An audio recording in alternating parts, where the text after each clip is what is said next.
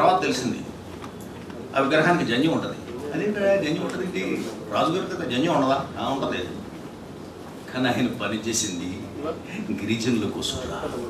వాళ్ళల్లో కలిసిపోయి వాళ్ళ గంజి తిని వాళ్ళ పువ్వ తిని వాళ్ళ విముక్తి కోసం పోరాడిన యోధుడు రావడు ఆయన. ఆయనకి కులం ఏమిటి? ఆయన అక్కడ పెట్టారు. బాగుంది. సో ఒక చిన్న మన్యంలో పోరాడిన వ్యక్తికి అంత గౌరవం ఇస్తే, ఈ దేశ రాజ్యాంగాన్ని రాసిన వాడు, ఈ దేశ అభ్యున్నతికి తోడ్పడిన వాడు, ప్రపంచ మేధావి అంబేద్కర్ స్టాచ్యూ అక్కడ పెట్టొచ్చా అని అడగడం ఏంట్రా? రాజ్యాంగం రాసిన వాడి విగ్రహాన్ని పెట్టొచ్చా అని పర్మిషన్ అడ, ఫిజికల్ పర్మిషన్ తీసుకో పెట్ట. ప్రభుత్వం అనుమతించవచ్చు, అధికారులు అనుమతించవచ్చు, కానీ సమాజం అనుమతించలేదు. సో ఏంటి, మన రాజుగారి విగ్రహం పక్కన అంబేద్కర్ గారి విగ్రహం, మహర్ విగ్రహం పెడతారా? ఎలా పడతారు చూసంగా? తెల్లారెడ్డి పెడదామని చూసుకుల్లోగా అంబేద్కర్ కనపడలేదు. Ambedkar was found missing. కానీ కిడ్నాప్ చేస్తే చేశారు, కానీ మర్యాదకు చూసుకున్నారు.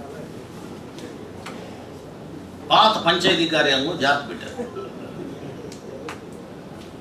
అక్కడితో అయిపోలా. ఇది తప్పయ్యా అని అడిగారు. పనిపిస్తుందా?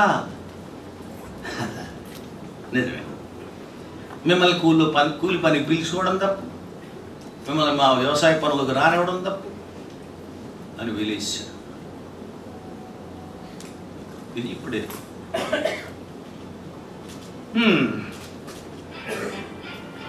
అస్పృశ్యులు,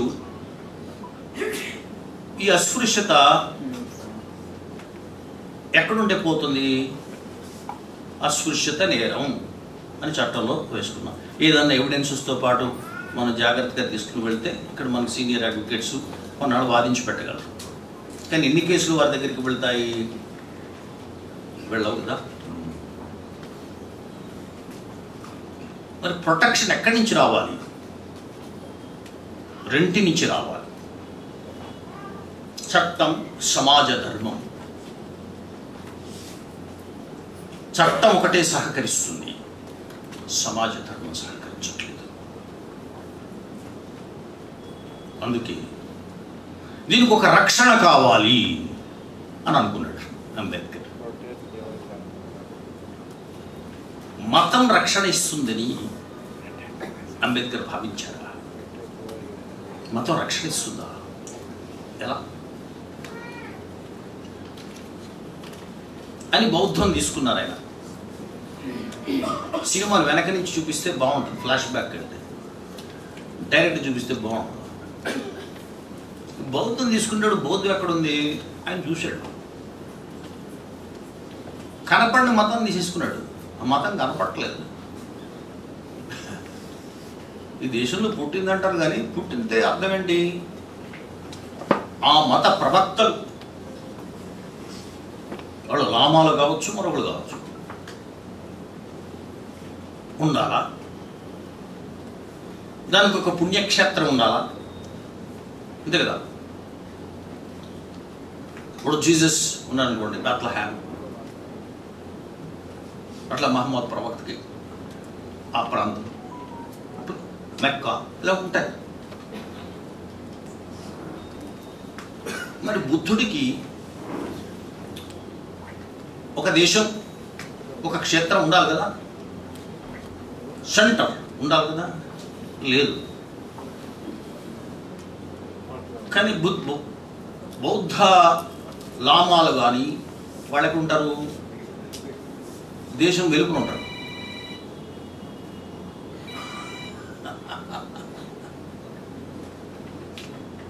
ఆయనకి ఆశ్చర్యం వేసింది. జపాన్లో ఉంటారు, కొలంబోలో ఉంటారు, టిబెట్లో ఉంటారు. ఈ మతాన్ని ఎలా తీసుకునేది? 2 డాట్స్ మనకి రెండు పజిల్స్లో ఉన్నాయి ఇప్పటికీ. చదువుకోపోతే ఇంకొక 50 ఏళ్ళకు కూడా ఇవి పజిల్సే. ఇంత బ్యాచ్ అంటే 20, ఇప్పటికైతే 22, లాస్ట్ ఇప్పుడు 25 crores అనుకోండి, 25-30 crores అనుకుందాం. ఈ 30 crores పాపులేషన్ 1 కోటి జనాభా ఉన్నవాళ్ళు దేశంగా ఉంటారు కదా. మన దేశంలో బాబా తలుచుకోవాలి కానీ ఒక టీవీలోకి వెళ్ళి దాన్ని కూడా దేశం అంటాడు. ఆనంద. సో మరి అలాంటప్పుడు ఇక్కడ ఎన్ని దేశాలు జనాభా బాబుది? 25 కోట్లు. ఊరు వైపు నెట్టేసి 75 సంవత్సరాలు దాటించేసి స్వరాజ్యం వచ్చేసింది అంటే వాళ్ళు ఎలా అండి? పోనీ ఇప్పుడైనా బాగా చూస్తున్నారంటే ఇలా చూస్తున్నారు కదా. సనాతన ధర్మంలో ఎలాంటి వివక్ష లేదు. అన్అపాలజెటిక్ సనాతన్ అనేటువంటి నాయకులు కూడా ఏం చేయలేకపోతున్నారు పాపం. ఆయన మంచి ఆయన, సినిమాలో వస్తే ఉతుకు పారేస్తాడు, జీవితం అయిపోయింది కదా. కళ్ళ ముందు జరుగుతుంటే కష్టం కదా అది. So 2 dots. ఈ దేశంలో పుట్టిన బౌద్ధం, ఆ బౌద్ధ భిక్షువులు దేశం వెలుపలికి ఎందుకు వెళ్ళిపోయారు? అలాగే ఆసేతు హిమాచల్ ఊరు వెలుపలికి ఎందుకు వెళ్ళిపోయారు? కారణం మతం, మతం, మతం. ఈ గుట్టు విప్పనిది మనందరం ఒక్కోసారి గౌరవిస్తున్నాము, ఆపేస్తున్నాము తెలీదు. భారత రాజ్యాంగ నిర్మాత, భారత రాజ్యాంగ నిర్మాత, భారత రాజ్యాంగ నిర్మాత, అక్కడతో ఆపేస్తున్నాం. ఆయన అంతకు మించిన ప్రపంచ మేధావి కాబట్టి తన గుట్టును నేను అస్పృశ్యుణ్ణి, నేనెవర్ని అని పరిశోధన గావించాడు. కొలంబియా యూనివర్సిటీలో ఉన్నప్పుడే మొదలుపెట్టాడు. ఏంటారు నేను ఊరు పలికినప్పుడు పెడతాను. My father was subedar, my grand father was an army man, still I am considered an untouchable. స్కూల్లో బయట ఉంటాడరా ఈ ఫెసిలిటీ అండి, ఈ ఓపెన్ ఎయిర్ థియేటర్ ఫెసిలిటీ అండి. నాకు మండదా? మండుతుంది. కానీ వ్యవస్థను మార్చాలంటే డైలాగులు సరిపోవు, జ్ఞానం ఉండాలి. చారిత్రకమైన చరిత్రను మార్చాలంటే చారిత్రక పరిష్కారం ఉండాలి. ఏముంది 5 ఏళ్ళకి ఎన్నికలు కదా. ప్రజలేంటి, ప్రజలు అట్లేడు మొదలెట్టారు. అట్టండి ఇలా వేస్తారు, తిరగేస్తారు కదా. 2014లో కట్టేశారు, బాగాలేదని తిరిగేశారు, మాడిపోయింది. మళ్ళీ 2019లో కట్టేశారు, అది ఇంకా దారుణంగా మాడిపోయింది. మళ్ళీ పాత మాడినట్టు తీశారు, ఇప్పుడు తిరిగేశారు. అట్టు తిరగడమే కదా మార్పు. ఇది ఎట్లు తిరిగేడాలి మార్పులా? అవి పెద్ద రాజకీయమైన మార్పులా, చేంజెస్సా? అబ్రహాం లింకన్ అమెరికాలో బ్లాక్ స్లావరీని నీగ్రోని సేవరీ బానిసత్వం నుంచి విముక్తం చేసినంత పెద్ద మార్పు ఇది. నెల్సన్ మండేలా బోథా ప్రభుత్వాన్ని కూలదూసి నల్లవాళ్ల ప్రభుత్వాన్ని ఏర్పాటు చేసినంత పెద్ద మార్పు ఇది.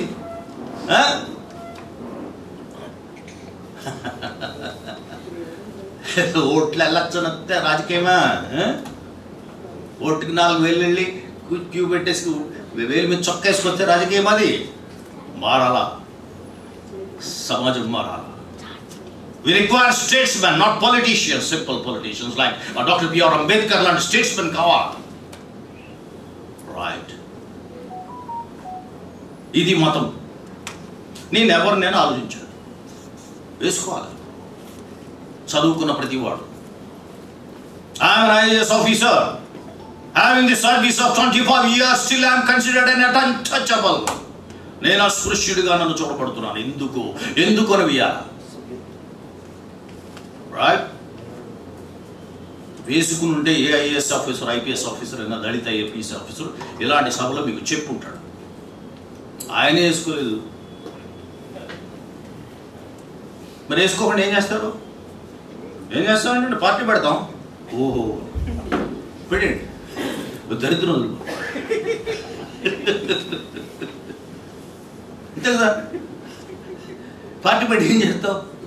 కులం నువ్వు గురి నాయన, నేను ఇంకా అస్పృశ్యుడు అంటున్నాడు, నీ షెడ్యూల్ క్యాస్ట్ ఉంది, నువ్వు చేసిన సర్వీసులు ఎన్ని గొప్ప పోస్టులు చేసావు చూడు, అన్ని పనికిమాల పోస్టులు చేసావు, ఎందుకు ఇచ్చావు నీకు?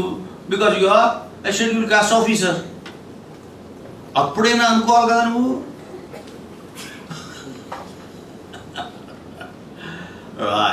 ఇప్పుడు 2 డాట్స్ కలుపుదాం. ఊరు వెలుపల అస్పృశ్యులు, దేశం వెలుపల బౌద్ధులు, బౌద్ధ భిక్షువులు, బౌద్ధుల అమ్మారు. రైట్. సో అంబేద్కర్కి ముందుగా, అంబేద్కర్ మొట్టమొదటిగా మీరు దేశభక్తుడు అవునో కాదు, ఈ దేశానికి రాజ్యాంగం రాసిన వాడిని కూడా దేశభక్తుడు అవునో కాదు అని అడగాల్సిన దుస్థితి వచ్చిందంటే అంత దుర్మార్గమైన స్థితి కూడా ఉందన్నమాట. తను పుట్టిన మన ఊరు వెలుపనున్నా కూడా మీరు హిందువులే. ఒక వ్యక్తి మతాన్ని ఫలానా మతస్థుడని చెప్పాలంటే, నేను ఫలానా మతస్థుడని చెప్పాలంటే, ఆ మతానికి సంబంధించిన ప్రార్థనా మందిరానికి అతను వెళ్ళాలి. అస్పృశ్యులు హిందువులు అను కదా, కాకపోడండి, తాట తీస్తారు, కాకంత కాదండి. అలాంటప్పుడు గుడికి వెళ్ళాలి కదా, ఆయన వెళ్దామని ఉంటుంది, రానిచ్చేది ఎవడు? గుడికి రానివాడు. పోనీ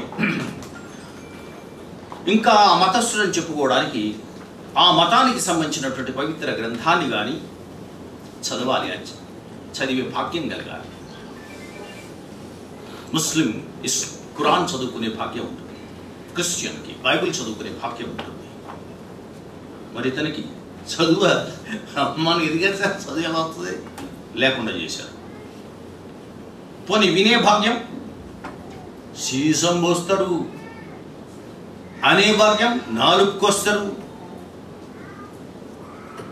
బట్ స్టిల్ అయినప్పటికీ కూడా నువ్వు నాలుగు కోయించుకుని, చెవులో సీసం వేయించుకుని, ఊరు వెలుపల ఉంచుకుని, గూడు వెలుపల ఉండి, బడి రాకుండా అయినప్పటికీ కూడా మేము నిన్ను హిందువుగా గుర్తించుచున్నాము. బాగుంది. ఇది ఎలా? ప్రాబ్లం ఎక్కడుంది? ఒక మతాన్ని ఏదైనా సమస్య సృష్టిస్తుంది అనుకోండి, మతం అనేది సమస్య తీర్చడానికి ఉంటుంది. మతం అంటే ఒక దైవ భావన, ఒక దైవ చింతన, మంచి చేయాలనేటువంటి భావన, నలుగురిని కలపాలనేటువంటి భావన చేయాలి. అలా కాకుండా దాన్ని వేరు చేస్తుంది అనుకోండి, ఎక్కడో తేడా జరుగుతున్నట్టు లెక్క. దాన్ని ఎవరు ఆలోచించాలి? మత పెద్దలు ఆలోచించాలి కదా. ఏ మతంలో ఉన్నది? ఇప్పుడు క్రిస్టియానిటీలో కూడా కేథలిక్స్ నుంచి ప్రొటెస్టెంట్స్ వచ్చారు. సో మార్టిన్ లూథర్ ఆలోచించాడు, మతాన్ని మార్పు చేసుకోవాలి. స్త్రీలకు చదువు చెప్పనివ్వడం లేదు, స్త్రీలకు వేదం నేర్పించట్లేదు. కాబట్టి మనం మార్చాలి, మార్చుకోవాలి.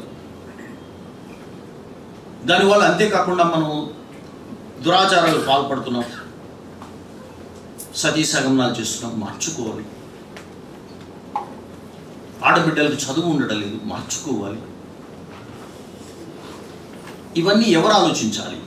మత పెద్దలు ఆలోచించాలి, సంస్కరించాలి, సమాజానికి అనుగుణంగా సంస్కరించాలి. సంస్కరించట్లేదు. అస్పృశ్యత ఏంటి? ఇంకా సంస్కరించాలి కదా. అబ్రహాం లింకన్ ఏమన్నా black? Is a white man. అవసరం తంది. దేశం ముందుకెళ్ళాలంటే ఆ దేశంలో ఆ దేశ సౌభద్యానికి పాల్పడ్డటువంటి నల్ల జాతీయులు దేశ పౌరులు కావాలా, సమాన ఓటు హక్కు కావాలా అని తను చేశాడు, సంస్కరించుకున్నాడు. ఇట్స్ యువర్ హెడేక్, మీ మత పెద్దల హెడేక్. కానీ ఆయన దానిని కూడా భుజాన వేసుకున్నాడు. హిందూ మతాన్ని సంస్కరిద్దామని. ఆధునిక హిందూ మతాన్ని సంస్కర్తల్లో పేర్కోవాలంటే మొట్టమొదట పేర్కొనదగిన పేరు బాబాసాహెబ్ అంబేద్కర్ పేరు. గుర్తుపెట్టుకోండి.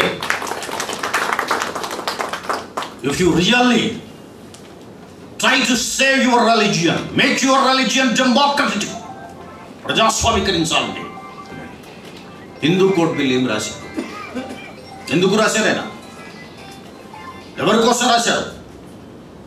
అగ్రవర్ణ హిందూ స్త్రీల కోసం, శూద్ర స్త్రీల కోసం, అందరి కోసం రాశారు. వాళ్ళని చిన్నప్పుడే పెళ్లిళ్ళు చేయకూడదా?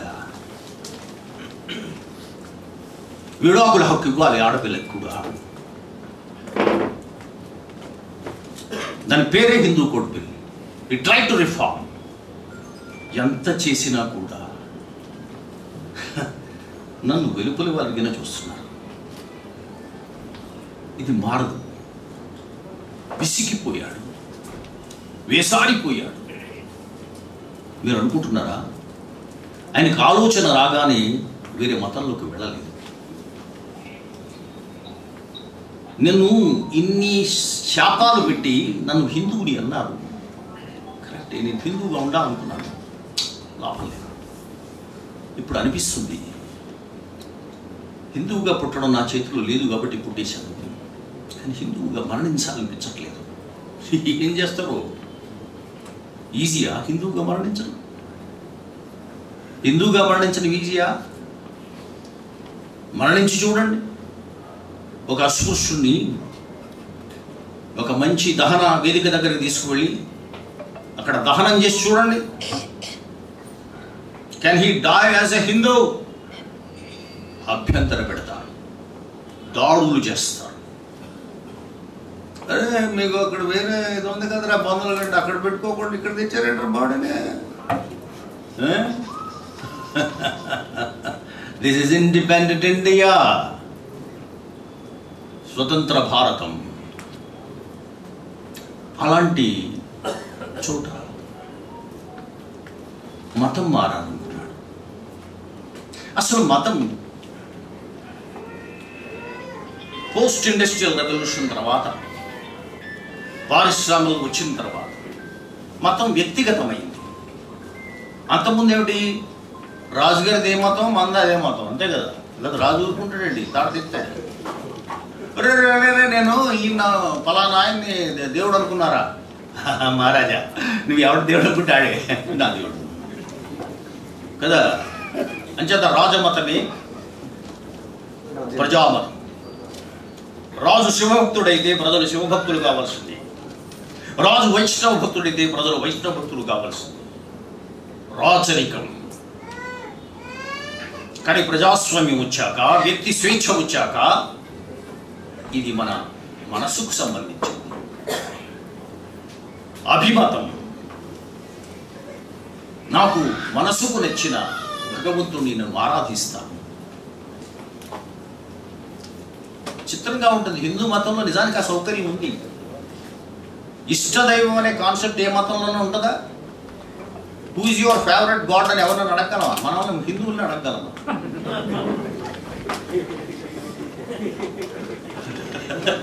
మిగిలిన కొడతారు. గురి ఒక్కడే దేవుడు, ఆయన్ని కొలపాలి. మనుషులు ఇష్టదైవాలు ఏంటరా బాబు? లేదు నీ ఫేవరెట్ గాడ్ అంటే చెప్పమంటారా? చెప్ప. నేను బ్యాచులర్గా ఉన్నప్పుడు ఆంజనేయ స్వామి భక్తుండండి. అప్పుడు వ్యాయామశాలకు వెళ్ళి, ఇప్పుడు స్టూడెంట్ 6 ప్యాక్ లేను అవన్నీ జిమ్లు వచ్చాయి కానీ అప్పుడు హనుమాన్ వ్యాయామశాల, అప్పుడు ఆంజనేయ స్వామి అండి. ఆ తర్వాత మరి పెళ్ళి వచ్చింది కదండి, మనం కొంచెం క్యారెక్టర్ అది మెయింటైన్ చేయాలి కాబట్టి ఏకపత్ని వ్రతుడు అంటే బాగుంటుందని రామచంద్రుడు నేను నిజంగా మనస్ఫూర్తిగా ఆరాధించుకున్నాను. మరి తర్వాత ఆ పిల్లలు పుట్టారండి, కొంచెం మనకి కూడా కొన్ని ఏముంటాయి కదా, శ్రీకృష్ణుడు కొంచెం బెటర్ ఆయన కొంచెం.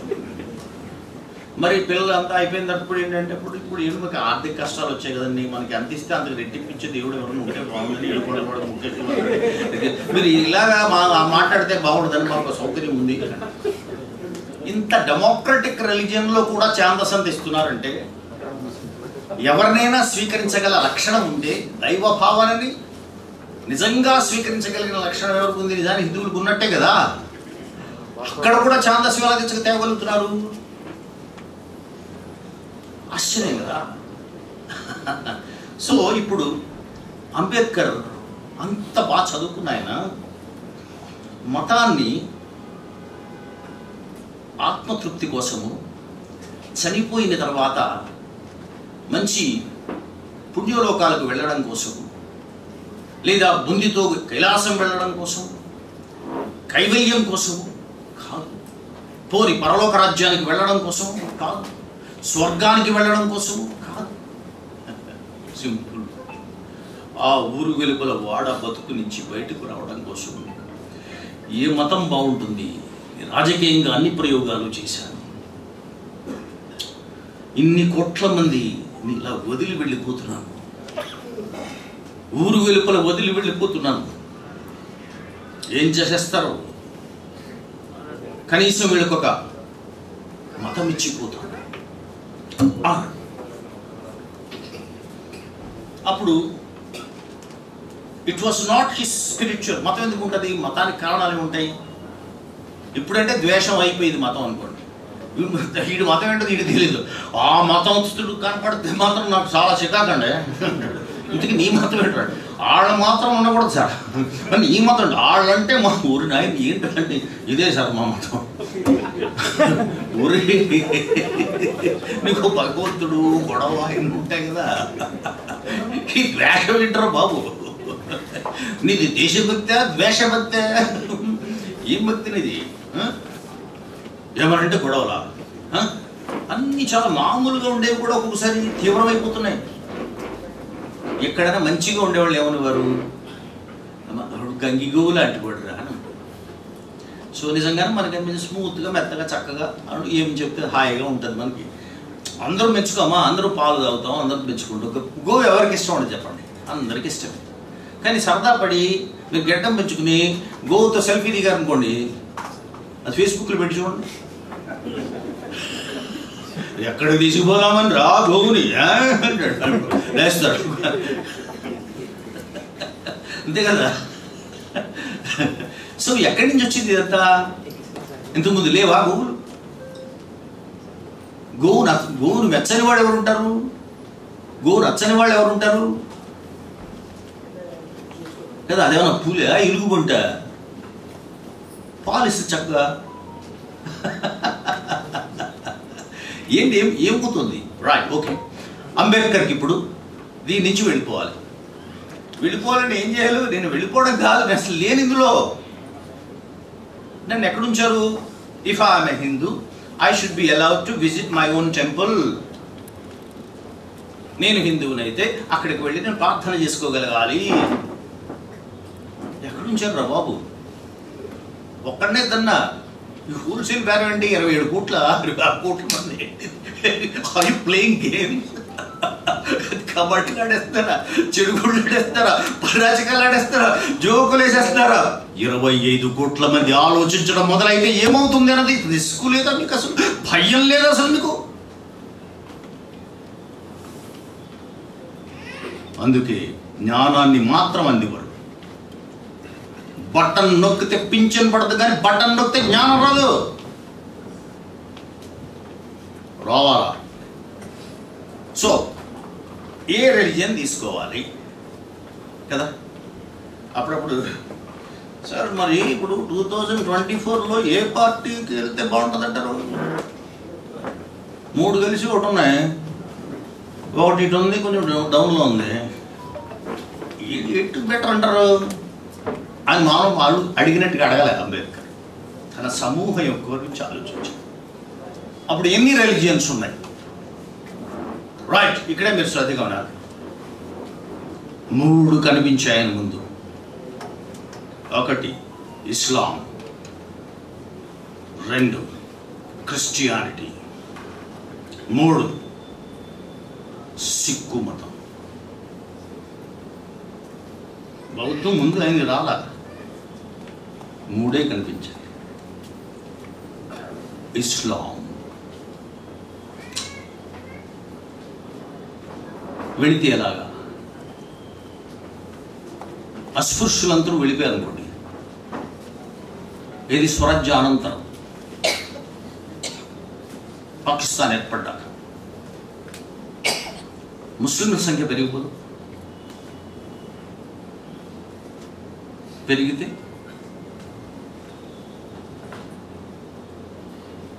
ఏమవుతారు? నేను మొత్తం దేశాన్ని దృష్టి ఆలోచిస్తే మంచిది చెప్పారు ఆయన. చాలామంది ఖురాన్లో సద్భావనలు ఉన్నాయి, కానీ అంబేద్కర్ ఆధునికుడు. స్త్రీల పరిస్థితి ఏమిటి? ఇలాంటివన్నీ ఆలోచించుకున్నాడు. ముస్లింల సంఖ్య వాళ్ళు ఉన్నది చాలా తక్కువ మంది, మైనారిటీస్గా ఉన్నారు. ఇప్పుడు ఏమవుతుంది? సైజబుల్ మెజారిటీ అవ్వలేరు, కానీ దాదాపు అయిపోతారు. అప్పుడు రెంటికి మధ్య ఘర్షణ ఎలా ఉంటుంది? దేశానికి టెన్షన్ వస్తుంది.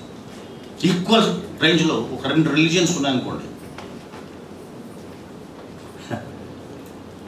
అలాంటి వ్యక్తిని బట్టి మీరు ఈ దేశం గురించి ఆలోచించలేదంటారా? మతం గురించి ఆలోచించడం ఆలోచించారు. రైట్.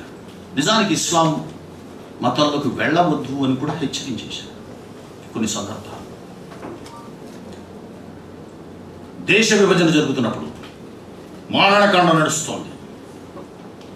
పసిబిడ్డలు, స్త్రీలు, పురుషులు ఏ తేడా లేకుండా ఒకరినొకరు నరికి చంపుకుంటున్నారు. అప్పుడు చావులో మాత్రం అస్పృశ్యుల్ని హిందువులుగా భావించి చంపేశారు. మనకు రిజర్వేషన్ ఇక్కడ ఇచ్చారా? హిందూ ముస్లింల మధ్య జరిగేటప్పుడు వీడు కనిపించాడు అనుకోండి, ఇప్పుడు నేను ఎవరిని కాదని నేను అంటచ్చుకులు అంటే వింటలేదు, ఎవరు హిందూ అని పొడి చెప్తున్నాడు. బతుకు దగ్గర నేను హిందువుని కాదు, గుడి దగ్గర నేను హిందువుని కాదు, చావు దగ్గర పొడిచే దగ్గర మాత్రం జనరల్ కేటగిరీలో గుమ్మేస్తున్నారు. అంబేద్కర్ చూసి అయినా కూడా ఆ కారణంతో మీరు ఇస్లాంలోకి చేరాడు. పాకిస్తాన్లో ఉండిపోయినటువంటి ముస్లిమ్స్ కూడా, అన్టచబుల్స్ కూడా అది చెప్పాడు. అంతేకాదు అప్పటికి నిజాం హయాంలో ఉన్నటువంటి హైదరాబాద్లో ఉండేటువంటి అస్పృశ్యులు కూడా అది చెప్పారు. కానీ అప్పటికే చాలామంది వెళ్ళారు. ఇక్కడ మీకు వచ్చాక మతం ఇష్టపూర్వకంగా తీసుకుంటారా, బలవంత పెట్టి తీసుకుంటారా? ఇప్పుడు అందరూ ఏంటి భయం ఏంటి? కోయర్షన్, బలవంతంతో మతాంతీకరణ చేస్తారు. ఒక అమ్మాయి ఒక అబ్బాయిని ప్రేమించాడు కదా, ప్రేమించాడంటే ఆ అబ్బాయి ప్రేమ కోసం కాదట, మతం కోసం ప్రేమించాడు. కాబట్టి అది లవ్ జిహాద్. అబ్బో, ఈ మధ్య ఇంకో సాధువు గారు వచ్చారు. అది చిన్న మనం షర్బత్ లాంటి డ్రింక్, అది దాన్ని ఏమంటాడు ఆయన, ముస్లిమ్స్ తయారు చేస్తుండండి, దాన్ని ఏమంటాడు ఆయన, జిహాద్ షర్బత్ అంట. అంటే తాగి ఇస్లాంలోకి తీసుకుపోతారా? కోర్టు దండించి మందలించింది లేండి గట్టిగా, అది వేరే విషయం. సో ఈ బలవంతంగా మారుస్తారా మతాన్ని అంటే? రాచరికంలో అయితే మరో మార్గం, కానీ ప్రజాస్వామ్యంలో కూడా ఎవరైనా బలవంతంగా మార్చే అవకాశం ఉంటుంది. అవసరం కొద్దీ మారుతారు. మీకు వచ్చిన కథ చెప్పాలి. రాసింది శ్రీపాద సుబ్రహ్మణ్య శాస్త్రి గారు. ఆయన ముస్లిం కాదు, దళితుడు అసలు కాదు.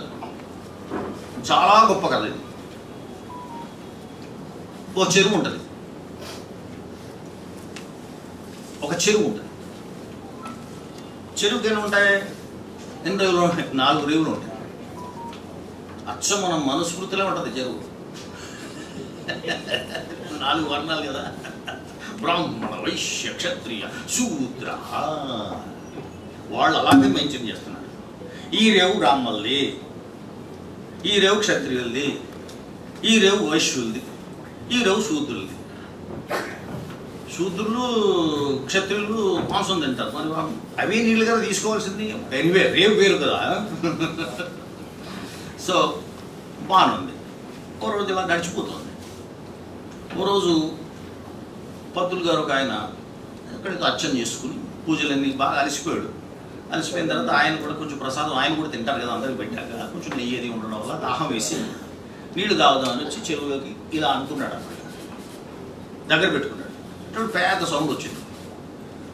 ఒక ఆయన కొడకొడ ఉన్నాడు. ఒక్కోసారి పొద్దున్నే నిద్రలేస్తారు చూసారు, చాలా మంది మొహం కడుగుతారు.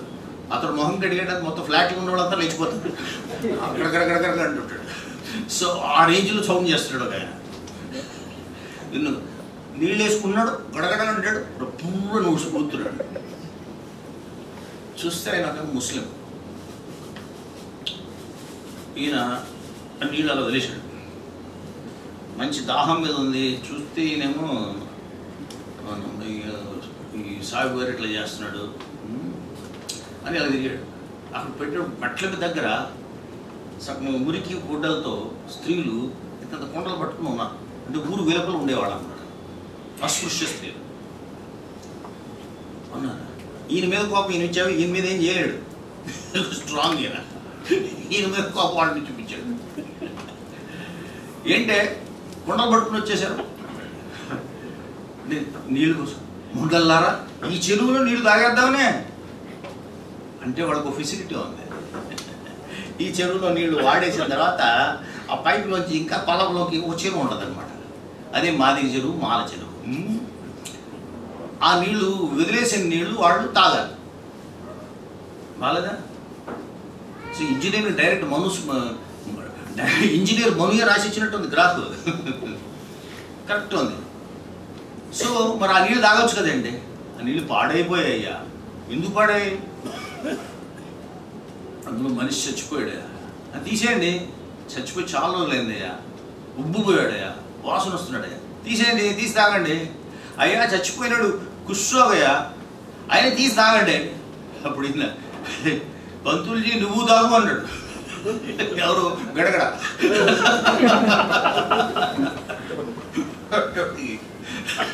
మాట్లాడలేదు. సో అప్పుడు వెళ్ళిపోయిన తర్వాత మీ సంగతి నేను చెబుతానే, ఇంతగా తీస్తారా మీరు వచ్చా